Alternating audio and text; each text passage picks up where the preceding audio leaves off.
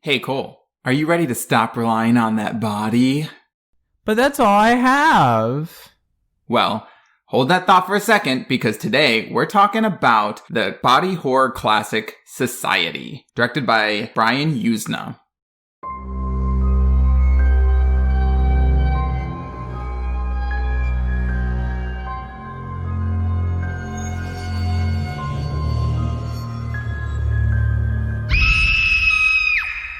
Welcome to Second to Die, the horror fiction podcast where we talk about lots of things. And sometimes horror. And sometimes horror. So yes, dear listener, and Cole, today I'm talking about the body horror classic movie Society, technically released in 1992, but was actually released in 1989. They released it first in Europe, and it was very well received, but they sat on it for 3 years before releasing it in the US, where it was not that well received. Interesting. Yeah, so a brief conversation, if you will, on the body horror genre. I love body horror. Yeah, so for people who may not be super familiar with it, body horror, or biological horror, is a subgenre of horror that showcases graphic or psychologically disturbing violations of the human body. That's from Wikipedia. The violations can manifest through aberrant sex, mutations, mutilation, zombification, gratuitous violence, disease, or unnatural movements. That is not to say that all zombie movies are body horror, but you get the point. According to the film scholar Linda Williams, body horror falls into one of 3 gross or genre of excesses, which also includes pornography and melodrama. And sorry. I like pornography, fine, whatever, but like melodrama. Yeah, I don't know what she's talking about. But she wrote that the success of these body genres is often measured by the degree to which an audience sensation mimics what is seen on the screen. For example, an audience may experience a feeling of terror through horror, sympathy through the melodrama, or sexual arousal through pornography. Body horror specifically focuses on the limits and transformative capabilities of the human body. And one of the earliest examples, or well-known examples, of body horror would be Mary Shelley's Frankenstein from 1818. Which is also considered one of the first horror novels. I will eventually read that one. I read it in college, but like I will eventually read it for this podcast. Yeah. That'd be interesting, I think. Obviously, people are familiar with the story, but I find that very few people I've met have actually read the book.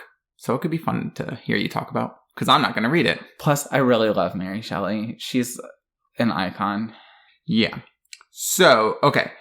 I have a bit to talk about with this, so I'm going to move along. The director was Brian Yuzna. He's a Filipino-American director, and this was basically his directorial debut, but he is very known for doing horror and sci-fi films, and got his big start in his career when he co-produced the horror classic Reanimator, which I may at some point do. It's very well known. He then went on to direct Bride of Reanimator after this film, and actually the way that he secured funding for Society was because he had gotten sort of his chops by producing Reanimator, and he basically owned the rights to do the sequel to Reanimator, which was a huge success, and told them that he would only do/allow the sequel Bride of Reanimator to be done if they funded 2 movies and if he was allowed to do Society first. Interesting. Yeah, so that's kind of cool of him. You know, he basically had this project that he was really interested in and used his fame to kind of leverage that. Yeah. That's kind of like how the producer of Repo did it. You know, he made all his money off the Saw movies. I was thinking the exact same thing and singing the songs in my head. So he went on to do a bunch of other things. He is pretty well known for doing, obviously, Bride of Reanimator, but also for Society, for people that like it. He did say that he thinks the difference in how it was received in Europe versus America was just that Europeans, he said, responded to the ideas in the film a lot better, and that Americans just kind of thought it was a big joke. And I'll talk about the themes. They are not subtle at all. And I think, to be honest with you, it's something that would, in modern times, be pretty well received because there's a big movement for it. But as I said, we'll get there. The reviews of this movie were kind of interesting. The LA Times wrote, quote, No one who sees the last half hour of this movie will ever forget it, though quite a few may want to. Oh, that's exciting. And then another reviewer who wrote a review for The Pleasure and Pain of Cult Horror Films said that the film has, quote, one of the craziest and most disgusting endings in movie history. Ooh. Yeah. So now you're excited. Yes. And I will say the ending is out there, and I'm excited to talk about it. The first hour of the movie is not out there, and honestly kind of boring, which is my real gripe with this movie. And as I continue to review and describe it, we'll just note that the first hour of this movie is very slow moving, and I get what the buildup of it was, but I feel like it probably could have been a little more succinct. Yeah. That's my opinion. So, in terms of the cast, the main character is Billy Whitney, who is played by super 80s dreamboat Billy Warlock. I have no idea who that is. Yeah, I feel like a lot of people aren't going to know who he is, but he is pretty big. I think that name is a stage name, but he actually got it from his dad, who was a Hollywood stuntman, who also actually played Michael Myers in Halloween 2. But Billy Warlock is well known for being on the first 3 seasons of Baywatch. He also had a minor role in Halloween 2 with his dad. He then went on to do a lot of soaps. He was a huge soap actor. He was on Days of Our Lives and General Hospital. And then in 2004, he was on an off-Broadway production of The Normal Heart. Interesting. But he's had a pretty successful career. There is a very big possibility that I would recognize him by sight, because when I was a kid, my mom still watches Days of Our Lives basically constantly, but she always had it on, which in retrospect might be why I had trouble sleeping, because when I was like 4 was the storyline where a character was possessed by the devil. I don't know much about soaps. I just know about Days of Our Lives. Yeah. Nobody in my family was ever a big soap watcher, so I didn't ever get them, but I can see him being on soaps. He, like I said, he is very cute, and when I looked him up a little bit for this, he's aged very well. Yeah. In this movie, he's sporting a serious mullet because it's the late 80s, but oh boy, I can forgive it because of the time period. No. This also has the character Clarissa, who is played by Devin DeVasquez, who is beautiful. And she also apparently dated Prince in the late 80s and was a Playboy centerfold model in 1985. Good for her. Yeah. It's got a few other people too. I'll kind of talk about them as I get to them. But some noteworthy things about this movie. The original opening scene of this movie is Billy sort of creeping into his house. He's super like glistening in sweat, wearing a tank top, or as I would refer to it, a wife respecter. And a wife pleaser. A wife pleaser. And then it kind of jumps forward with the plot. Originally, it was supposed to be that he was going into the house at a scene way later in the movie, and then the entire first hour of the film was going to be a flashback. And the director thought that that was too confusing, and I am very glad that he changed that, because that would have been super annoying. Oh god, I would have just walked out of the theater if that had been me. I'm not a big movie person to begin with, and if you try and pull that kind of bullshit, no ma'am. Yeah, this entire movie was shot in 5 weeks. It was heavily influenced by the paintings of Salvador Dali. Uh-huh. And also kind of interesting, I'll talk about the scene super briefly. It's not that interesting of a scene, but he ended up having, by he, I mean the director, had to go back and add a shower scene because he thought that the narrative needed to be strengthened and he wanted more shocking scenes.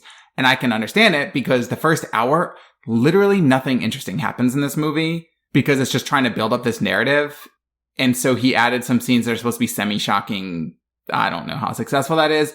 But really, this movie is all about the last 30 minutes. So let's get into it. There's a couple other facts that I'll kind of bring up as they're relevant. Anyway, so as I said, the movie kind of opens with Billy going into his house. The whole point is that his parents end up coming down, and his parents the whole time in this movie are very weird and creepy. He is obviously from a very rich, affluent family in Beverly Hills. The house is gigantic. The parents are always very put together. Everyone's wearing jewelry. The family is his parents and his sister. Her name is Jenny.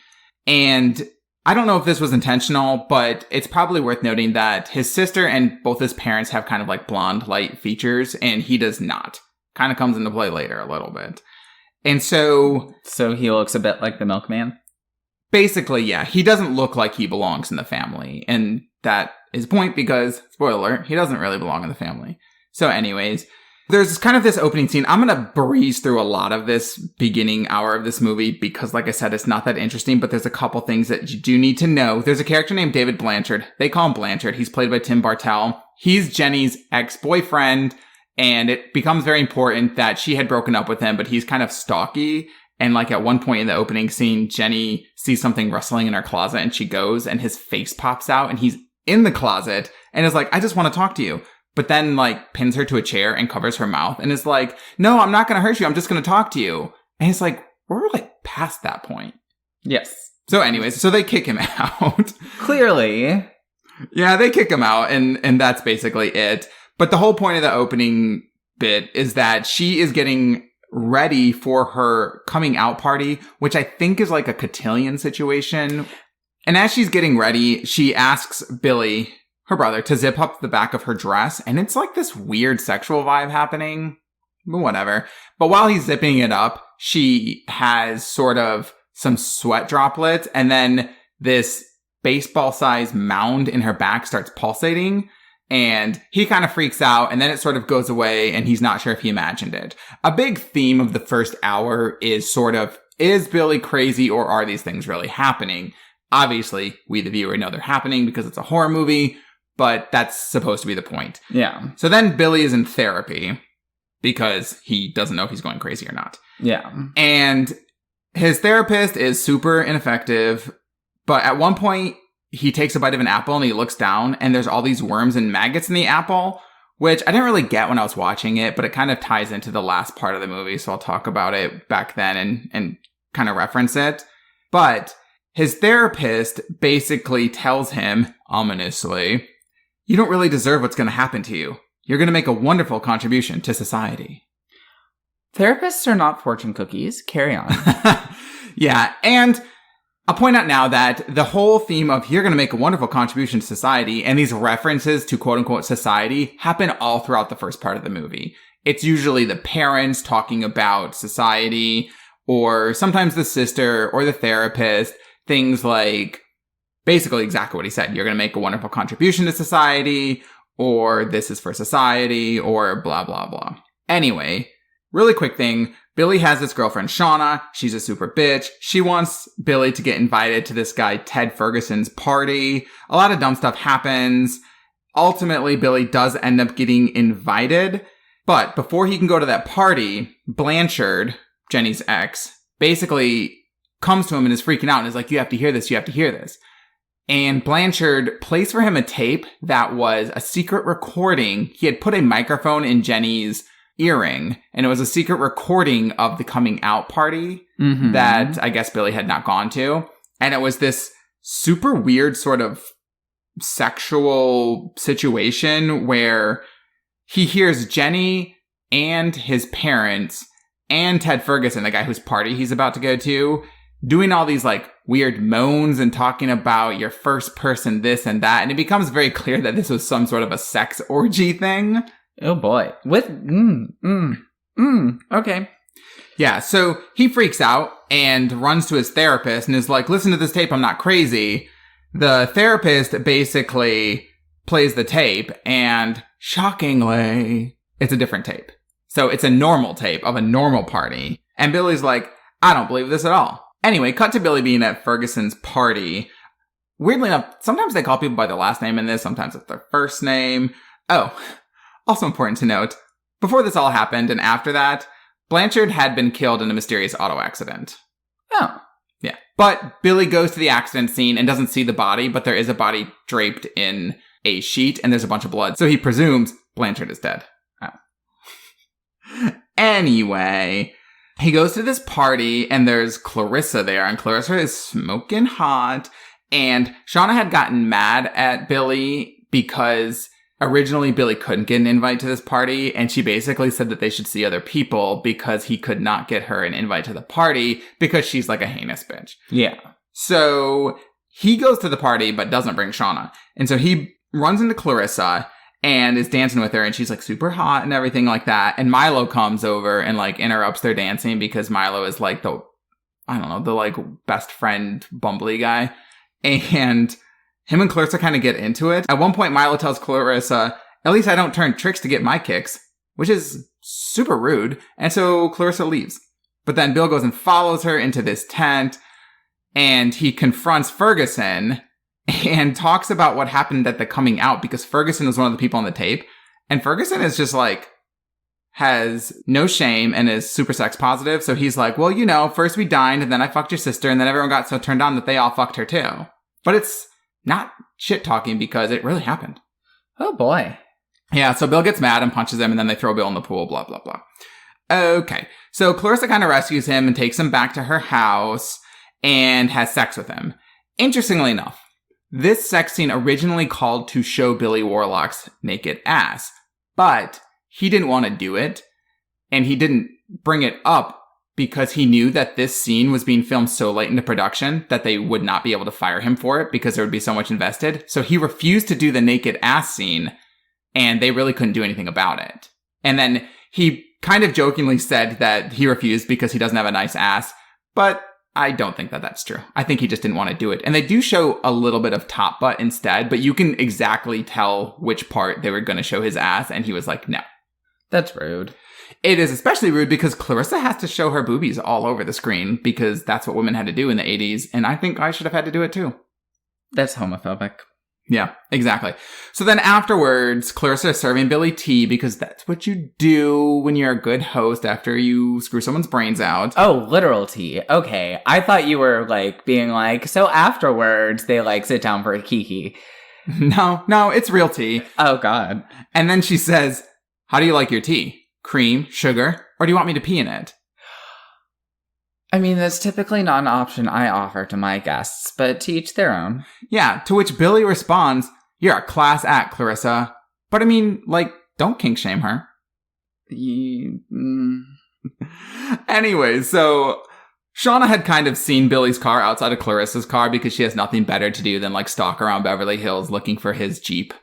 And so the next day, Shauna shows up wearing this like, actually like really cute short denim dress and white cowboy boots. It's actually really good. But anyways, so she breaks up because she's freaking out, and this is the problem. She had already said she wanted to see other people. So he went and he saw somebody else, and now she shows up at his house all fucking mad, stomping around in those cowboy boots, and is like, we're done. Then at one point, she takes off a ring and throws it on the ground, but like, they weren't married. I don't know. Promise ring. Yeah, most likely. We didn't do those in my high school. But it was weird. Anyway, so Bill goes back in the house and he walks in on his parents in their underwear, giving his sister in her underwear a back massage. And during that scene, his mother once again tells Billy that he'll make a great contribution to society. Also, side note, because I keep changing it, they call him Bill and Billy interchangeable in this movie, so it's sort of like whatever. So anyways, there's a funeral scene with Blanchard. It's not that interesting other than they poke his face and it caves in almost like it's a fake body, but they write it off as saying there must have been a lot of reconstruction needed. But they just want to put that out there. It's not how that works, but okay. So some other stuff happens where someone else kind of gets killed. I'm not going to go into it. It's super boring. Anyways, Bill ends up back at his house, and the therapist is there. His family is there. Ultimately, they end up injecting him with a syringe. He passes out. He wakes up into the hospital. An hour of this film has gone by now. Yeah. And so at this point, I'm just like, oh my God, something needs to happen. But I did know the reviews said the last 30 minutes were good, which is honestly the only reason that I held out with this movie, because I probably would have turned it off because there's nothing interesting to talk about. So Milo follows the ambulance that's taking Billy to the hospital. He checks the front desk for him. Originally, they're like, there's nobody by that name here. And then they're like, oh, that person is dead. Check the morgue. Anyway, it's kind of dumb. Billy is not dead. He gets up, he walks out of the hospital, and heads towards his house. So then there's a scene where he gets home, and it's almost exactly the same scene as the movie opened up on, except that he's in slightly different clothing. And I think that this was like the original start of the film, and then everything was a flashback. But that's dumb, so they didn't do that. Yeah. Anyway, so he's home and he keeps hearing all these gigglings and things like that. And you don't see anybody else in the room. And then at one point, all the lights come on and the room is filled with people, like wealthy people in like nice dresses and tuxes and like a party, like a society party. And they take one of those dog catcher things, the sort of sticks with the like loop wire. Yes, the loop on the end. And they loop Billy and they get him to the ground and then everybody claps. And then this character who's a judge comes out and says, "I love the smell of a hunt and the taste of a hunt." At that point, his parents confess that they're not his real parents. Bill was never one of them, that he's different. He's a different race, class, and species from them. You have to be born into society. But they do make a note of saying they're not aliens. They've been on the earth as long as humans have. And it's a matter of good breeding. Okay, whatever. That's weird. But also a metaphor for how really wealthy people see themselves as completely apart from the rest of the human race and therefore superior when really they're just like the rest of us and there's nothing special about them except for their large amounts of money. Well, it gets, to be honest, it gets even more heavy-handed than that, which I'll explain in a second. So then all of the society wealthy people start taking off their nice clothes and getting into their underwear. And this is where the movie takes a real turn. There have already been a couple, but all right, go ahead. So they drag out Blanchard, who is mysteriously alive, and he's in a hospital gown.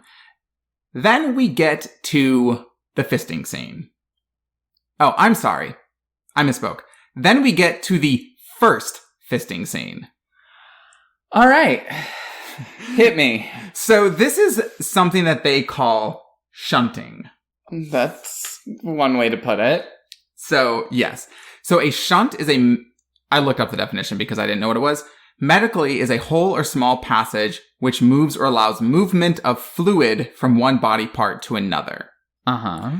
So they refer to this as shunting and will say things like, "Get ready for the shunting," whatever. Anyway, they all start to feel all over and put their mouths on Blanchard's body. And then their bodies start to get all goopy, like they're covered in like clear gel. And then they start to get like real pliable and their mouths, the skin on their mouths literally like attached to Blanchard's body. And in a not so subtle way, the rich, wealthy society are sucking sort of the life out of this normal person. And here's where I'll bring up the tagline of the film, which is, "The rich have always fed off the poor. This time, it's for real." So we're not even trying to be subtle. No. And this is one of the more disturbing scenes because this is like how before when I said it was influenced by Salvador Dali's paintings. These scenes, this last part is why. Because it is like stretched out, goopy bodies everywhere and stuff. And I'm going to show you a picture from a still frame of one of these scenes. Oh, that's intense. That's a lot. Yeah.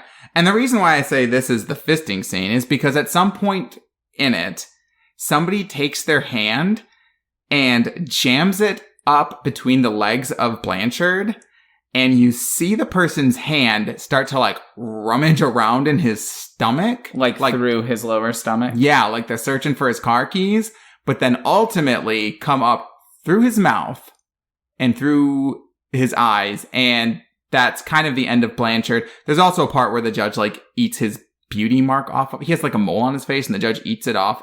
It's fucking out there, man. That's all I can say. It's a long scene. Since no one can see, I am actively covering the mole that I have next to my mouth. Oh, I forgot. So the judge is the one that fists Blanchard. I forgot. And it's worth mentioning that before he does it, he says, "And now we'll get to the bottom of this." Oh, God. That's just bad. Yeah, so that's pretty much it. And then, of course, they're going to do the same thing to Billy, but Clarissa, who explains it all. Yeah. Clarissa has been sufficiently dickmatized by Billy and runs over to save him and basically takes the little loop off of him, helps him get free. There's kind of a chase scene where Billy runs upstairs because that's what you do instead of running out the front door. Anyways, he runs upstairs and he goes into the bedroom, and there in the bedroom, he finds his mother and father and the sister, and the mother is like all sorts of, there's like weird limbs coming out of the bed at like weird angles and stuff. the mother gets up and her legs are human arms, like masculine hairy arms. And then the sister's face comes out of the mother's crotch and is like, Billy, if you ever wanted an edible experience, now is the time. And just to clarify, in case my pronunciation was weird, I didn't say edible, I said Oedipal. Oh! Oh! Oh! Yeah. So then Billy goes over to the bed and an ass comes out of the bed. Is it a nice ass? No, it's a special effects ass because the middle of it is not an asshole. It is the dad's face. And he's like, I guess I really am a butthead. So it turns into like a cheesy horror comedy after all this body horror. It's not like...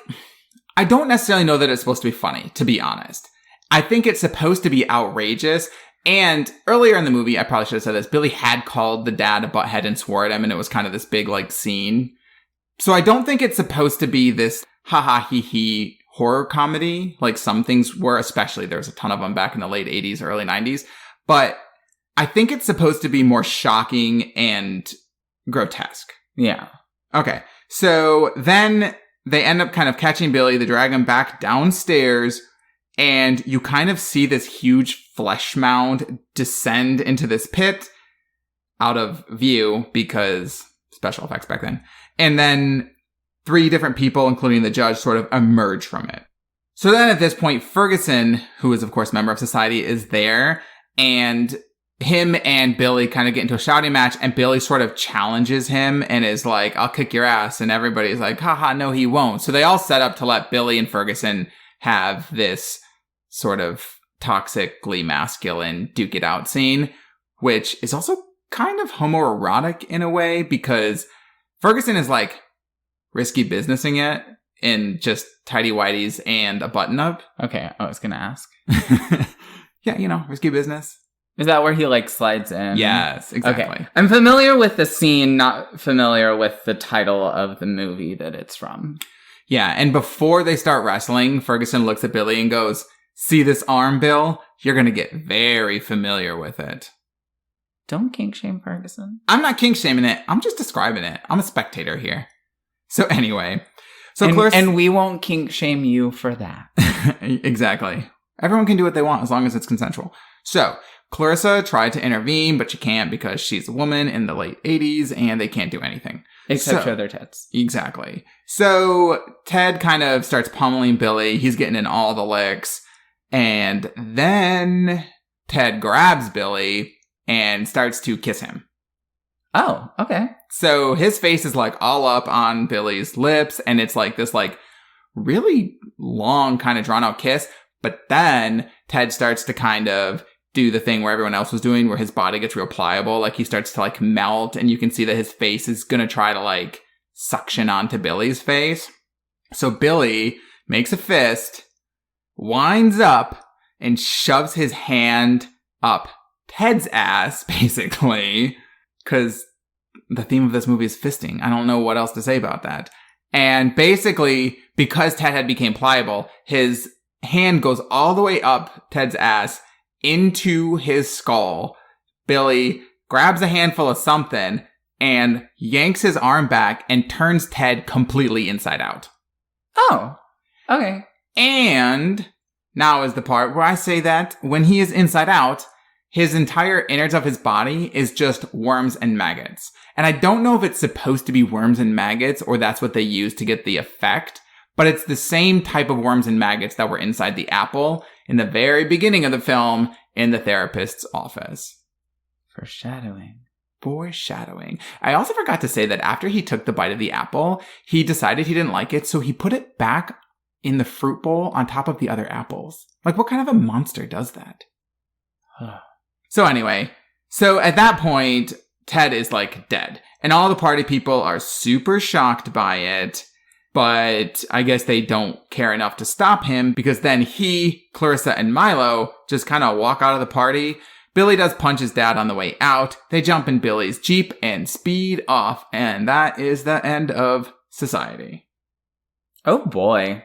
And then the end credits run. And I will say that the credits, the music and the credits to this movie is a very like, I think it's a school song. I think I was reading that somewhere, but it's a very sort of violin, classical, refined, proper song. So it's kind of an interesting juxtaposition between the end of this movie after this crazy 30 minutes of watching old rich people meld into flesh mounds, and then it's this high society song. So anyways, so that's Society. Yikes. Alrighty. Like I said, I did not love this movie because the first hour was a struggle. I'm not going to lie. I got that the need for the foreshadowing and stuff, but I forgot to mention when it happened, but they added the shower scene for more of a punch effect. And it was Billy basically walking in and creeping on his sister in the shower. And he can see through one of those sort of modeled glass shower doors that her torso has been twisted where like her boobs are facing the shower door, but then so is her ass. Oh. So it's like weird. It's actually kind of a cool scene, but that scene was added later because I think the director realized there was so little interesting about this first hour that they needed more than people randomly just saying, you're gonna be such a great contribution to society. Like, that was effective, but they needed more for it. You needed something else to imply that something was going wrong. I agree. And I think that this movie could have legitimately been 20 to 30 minutes shorter if they had just edited down some of the first hour. The last scene was, of course, fine. And maybe part of the appeal is that you have this sort of tame movie leading up to it, and then the last scene hits you like, what the fuck is happening? So maybe that was part of the effect, and I can kind of get that. I didn't hate this movie because the ending of it did kind of make up for it, but it was not my favorite by any means because of the first part. I will say, and you've seen one still frame from that last scene, the movie is 100% worth watching just for the last 30 minutes if you're into body horror. Yeah. Anyway, so that's Society and my take on Society. Good, not great. And now, tell me what you're going to talk about.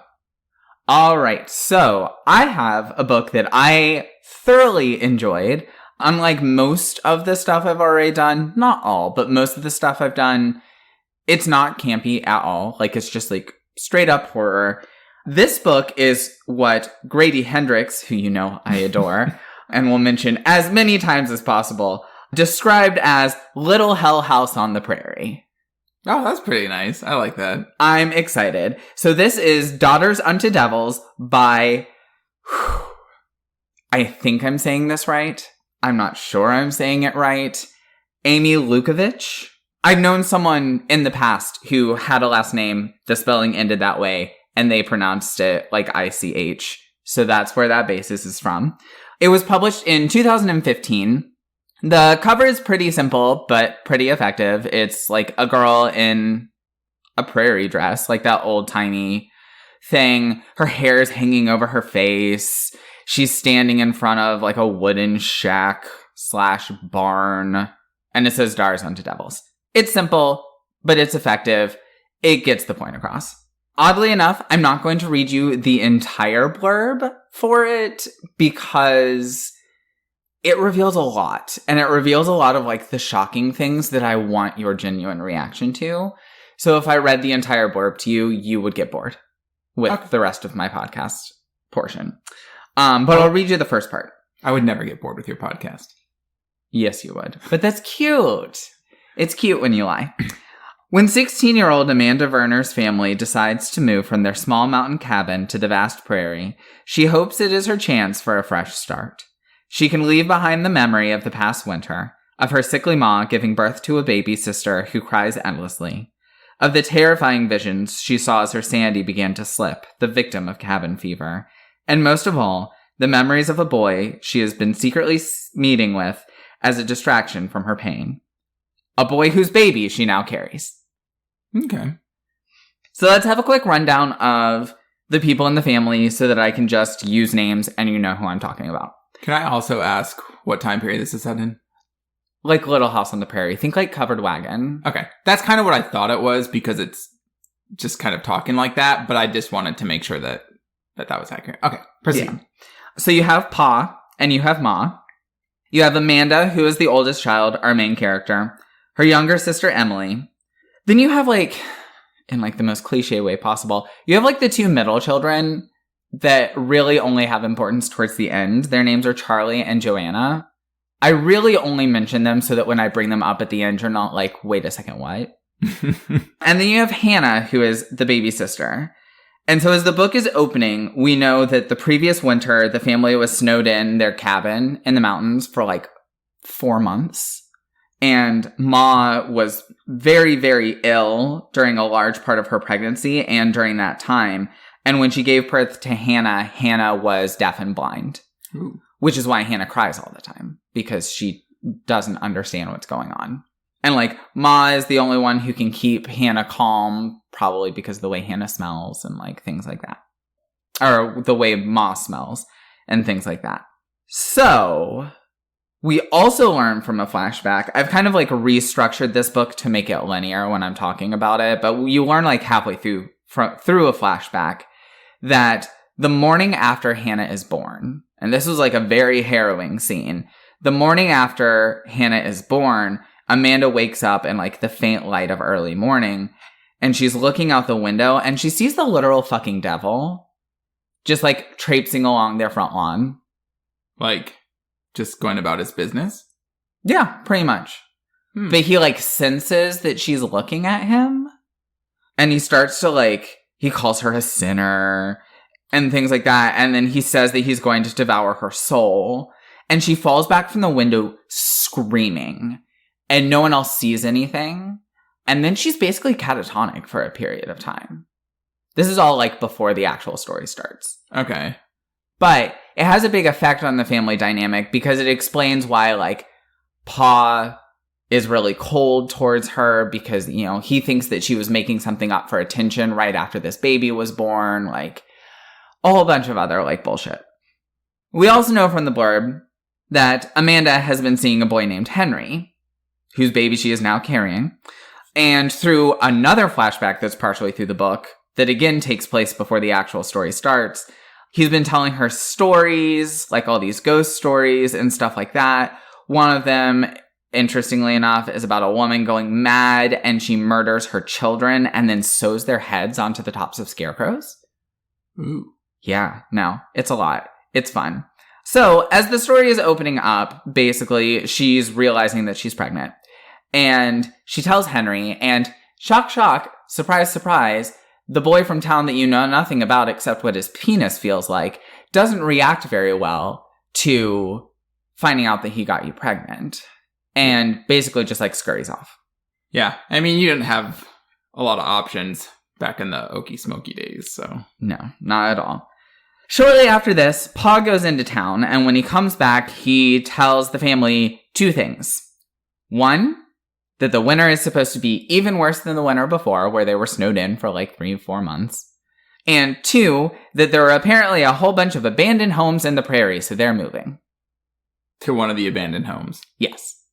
During the really bad winter? Well, before the really bad winter started.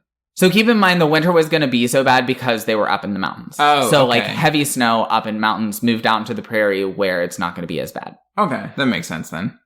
So they hitch up their literal covered wagon, which actually there's a scene talking about like the assembly of putting the cover on the wagon that I found weirdly interesting. But anyway, they hitch up their literal covered wagon to an ox and they go. And the first house that they pass, there's a family outside waving, so they know that that's not the free one. But the second one they see is huge. It's like 3 times the size of their mountain home. And they call out and no one responds. And they're like, yes, this is it. But here's the problem. The floor is torn up and the entire interior of the cabin is covered in blood. Oh my god. This is the premise of so many horror stories where it is always these, I don't want to say white families, but it's always these white families that get this great deal on this house and they're like, oh, but unfortunately it's haunted and like everyone gets like crazy and murders everybody inside. But that won't happen to us. Yeah, no, I mean, like, yeah, pretty much. This is the premise of a lot of what is kind of referred to as like real estate horror. Yeah. This is just like okey smoky real estate horror. Okay, I'm here for it though. And literally everyone in the family, like Hannah, the blind and deaf baby, starts screaming immediately. All of the children are like, no ma'am, Pam. And the mom is like, no, sir. And Pa is like, this seems fine. Fucking Pa. I know. And like Amanda is having auditory hallucinations of like a baby crying inside.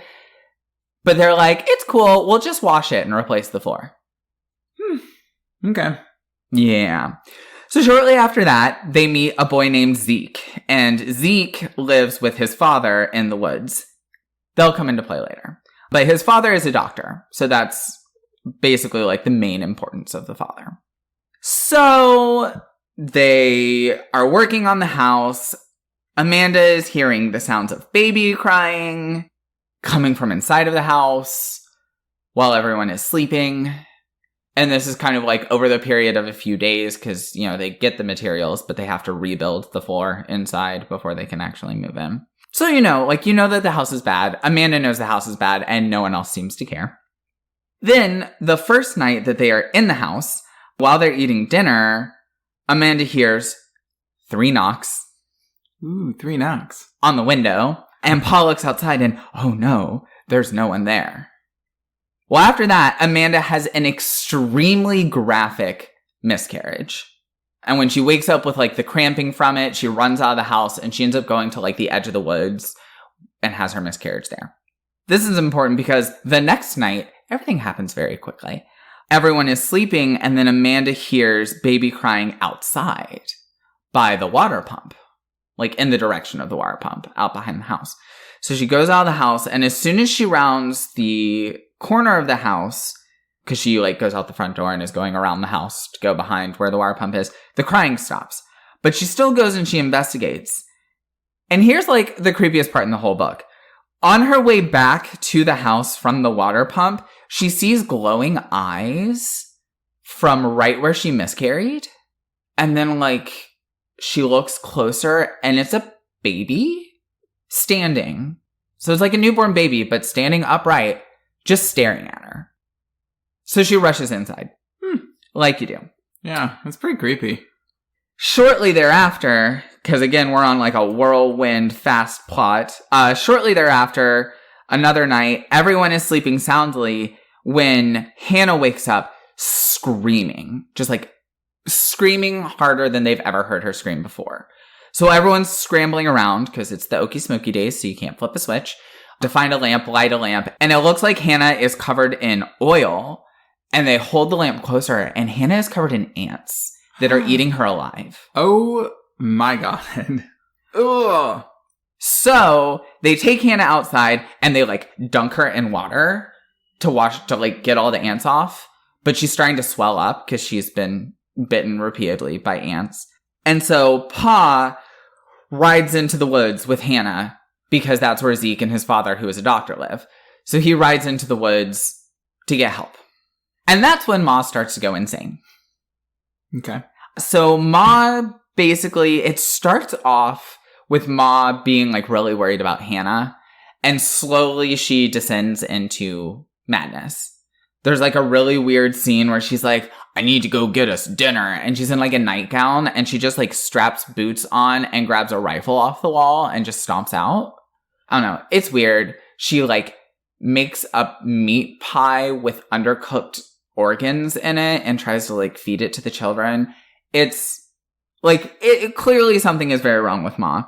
And when it starts to get too much, Amanda and Emily are like, okay, like we're gonna take the kids outside now. And so they go outside with the kids, and Emily takes the two, like the middle siblings outside, and Amanda is following. And on her way out, Ma says to Amanda, I was shocked when you didn't answer when I knocked. But you already have a devil inside you. Bum, bum, bum. So they decide that they are going to go get help from Zeke and his father because Pa and Hannah have been gone for like 3 days at this point. And Ma is going insane. So they've decided that they're going to go see if Pa and Hannah are there and try and get help from like Pa, Zeke, and his dad. So Amanda and Emily take Joanna and Charles, the middle children who have no other purpose than to be bratty and then be used as a plot device at the end. And they hide them in the woods. And then they start heading towards Zeke's cabin. and they hear screaming. And when they get there, they realize it's animals screaming. To be specific, pigs. The pigs are screaming in joy because they're eating the remains of Pa and Hannah. Yikes. At which point Zeke and his dad come out of the house and basically say that Pa brought the curse from the cabin into the woods, which had previously been a safe place. And so now they're no longer safe. And then they leap into the pig pen to be eaten alive by the pigs. That seems like an extreme reaction. It was a lot. It was quite a bit. But I also think I remember that like Zeke is like decaying or something. Like it was weird. It was weird, but very well done. But I mean, couldn't you just kill yourself? Like, well, they did. I know, but eaten alive would not be my choice in that situation. Maybe they really loved their pigs and they wanted to nourish them. I mean, that cannot be a pleasant death, right? No, I'm being facetious. I guess it depends which end they start on. Still not fun. So Emily and Amanda are like fleeing to try and grab Joanna and Charles, but they aren't in their hiding place. Bum, bum, bum. So they go back to the cabin, and inside, Ma is completely naked, covered in blood. The entire inside of the house is covered in blood because she took the ox and slaughtered the ox inside of the house. And basically, Emily and Amanda attack her. Amanda ends up stabbing her, and then they flee with the kids. And then there's like more of an ending, but I don't want to give that away because then I'll basically have given away the entire plot of this book. Anyway, so that is Daughters Unto Devils. I would actually give it 5 out of 5 babies staring at you from across your lawn. I honestly thought it was really good. It was very well paced. It was very perfectly pitched. My only complaint, honestly, is that I wanted more. Like, I wanted more, and I guess through getting more, I kind of wanted it to be a bit more spaced out. But the reason that didn't knock anything off of my rating for it is because it is published by Harlequin Teen, because it's a YA book, and Harlequin has very strict word restrictions for their imprints. Oh, okay. So this author was probably given a word limit and had to pack everything into that word limit. So it probably could have been like twice as long. It's just because of the publisher, she didn't really have an option. No. I mean, that story sounds really cool. And because I obviously know the real ending from you and more details about it, it sounds cool. It sounds like it's definitely worth a read if you're into horror books. Yeah, just like horror in general. Like, it was great. I read it in like a day. No, I mean, that sounds great and really spooky. It's kind of got a little bit of the witch vibe to it, in a way. Yeah, I thought about that a lot. I do like the witch. Yeah, I mean, I love the witch. And it's got that vibe, but definitely seems like it has enough distinctions that, to be honest, it almost seems scarier than the witch. Yeah, it definitely... Books don't really scare me all that much. Unlike movies. Horror movies do freak me out. But books don't really scare me all that much. So I wasn't necessarily terrified at any point, but my heart skipped a beat a little bit with the baby standing across the field. Like, that's just kind of freaky. Yeah, I mean, babies are terrifying. Exactly. Human larvae. So, scared or not, if you were in Daughters Unto Devils, would you be killed? Honestly, probably. It makes sense because there's kind of the implication that the prairie as a whole is cursed. And if I were in the book, I'd probably be in the prairie because otherwise, why would I be in the book? So yes, I would probably die, just logically speaking. Would you die in society? Probably not. I didn't exactly go into it, but it's really quick.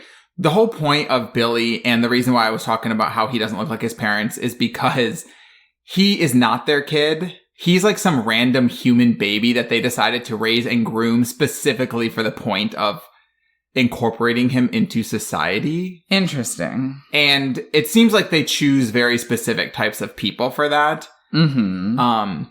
Also, I don't trust people that rich, so I wouldn't go to their parties. Exactly.